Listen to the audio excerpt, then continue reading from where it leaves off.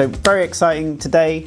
I'm going to give you a very first look at the brand new DZOFILM Arles. They were loaned to me for a few hours by CINE Gear Pro, a gear equipment dealer based local to me in London, East London. DZOFILM have actually teamed up with them to run a week of open days where you can come in and get hands-on with the production versions of these lenses. It's free to go, you just need to get a ticket and sign up. Link for that will be in the description down below. So in this video, it's not going to be an in-depth review. We're going to be sort of doing a sort of first impressions. I only got to shoot with them for a couple of hours yesterday. I'm going to share with you all the sample footage that I shot and just give you some of my early thoughts on what I think about these lenses. So these are all T1.4, so super speed lenses, CINE lenses in a CINE housing. They're initially being released in 5 focal lengths. So we've got a 25, a 35, a 50, a 75 and 100, all T1.4 and consistent housing across the set. These lenses will ship in PL and EF, and I believe they will be user interchangeable as well. These lenses are quite big and heavy. They're on the larger size. They range in between 1.5 and 1.8 kilograms. You can see here is a little comparison with the Vespids. Now the Vespids are small and compact, but they're not the lightest lenses. So these Arles are much bigger than the Vespids. And that's because they're super fast, but they're also incredibly clean and sharp, even when wide open. So I imagine to sort of get the performance that they've got out of these lenses, that's had to necessitate slightly larger lens bodies. Optically, these lenses seem very well controlled. I didn't notice any focus breathing, and also they seem to have a fantastic close focus as well. The front diameter is 95 millimeters, so again, larger than the Vespids. I think the Vespids are 77 for filters and stuff. They're not the largest CINE lenses, but they're, you know, if you're used to shooting on something like the Vespid, you'll notice the difference in size and weight. They are full frame. They'll cover large format sensors, VistaVision. So I shot on these with the RED V Raptor yesterday. Very grateful to CINE Gear Pro for lending me that. I imagine the focus throw was either 270 or even 360. I imagine it was 270 because the lenses are quite fat and chunky. It was quite a long throw to get full focus. All this footage is presented pretty much straight out of camera as Rec 709. I know there were a few comments in some of my previous videos about presenting lens sample footage that was heavily graded, so this is why I'm presenting it ungraded here.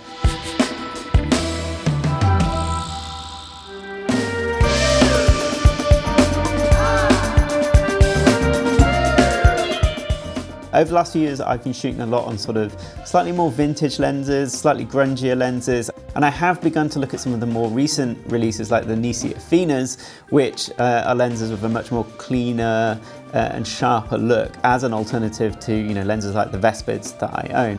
So I took the 25, 35 and 75 out. I really enjoyed shooting on these because they're very clean, they're very sharp, and you get fantastic performance even when shooting wide open at T1.4, as you can see here. But they still have a nice look to them, like they're, you know, they're not overly harsh. But I'd say these lenses are definitely kind of competing with, you know, like Zeiss Super Speeds or, you know, the Sigma Cine lens series, both in their sort of size and housing and also their optical performance. I think the difference here is that I don't know the exact pricing details of these lenses, but I do get the impression that they're going to be priced very aggressively, as, you know, other DZOFILM products have been in the past, which, if that is true, then I'm very interested in these lenses when they release.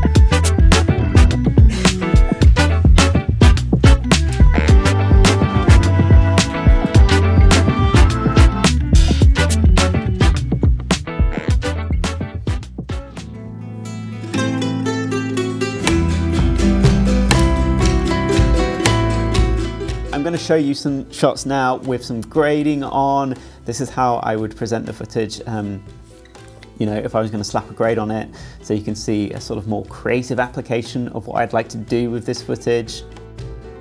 I think one of the big selling points for these lenses is there are no sort of sacrifices for shooting wide open on them. Like, I didn't notice any sort of increased presence of chromatic aberration, any sort of loss of contrast or anything like that. So it's remarkable what these lenses are capable of in terms of how they're going to compare to cine lenses that are, you know, potentially double or even, you know, 10 times the cost of these. I think they have the potential to be quite disruptive, you know, as much so as the original DZOFILM Vespids were. It doesn't look like that they are, you know, sacrificing on any of the quality or build. Generally, the build quality of these lenses was solid, you know, as you've come to expect from a lot of the lenses from DZOFILM. They know how to put a lens together. But hopefully you can get a good sense of what these lenses are like and kind of where they fall on that vintage to sort of modern lens spectrum. You know, they definitely fit on that more modern end. So I think these are going to be a really great alternative to anyone who's interested in fast, clean glass, you know, people who might have been interested in the Nisi Afinas or the Sigma Cine lenses.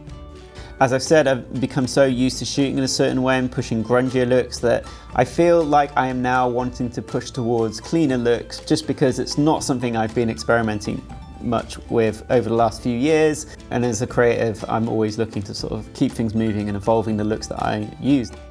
I think these lenses are going to be great for a huge range of work, to be honest. You know, anyone from doing corporate to fashion and beauty, sports, documentary work.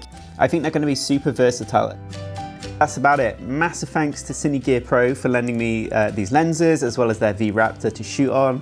I'm absolutely in love with that camera. 120 frames, 8K, amazing. Big shout out to Steph for jumping in front of the camera at short notice and helping me shoot this test footage. Don't forget that Cine Gear Pro, if you're in the south of England or near London, they're going to be running a week of open days running from the 28th of May to the 1st of June. It's free, but it is a ticketed event. So details for that will be in the description down below. So if you want to get hands-on with those lenses, the production versions, check that out. But yeah, that's it. I hope this has given you a nice little intro to these exciting new lenses. If you're not, please consider subscribing to the channel, you know, give this video a like, and I would be really interested in knowing what you think of these lenses in the comments down below. But that's it. Yeah, thanks for sticking with me. I'm Ed, and until next time, see you later.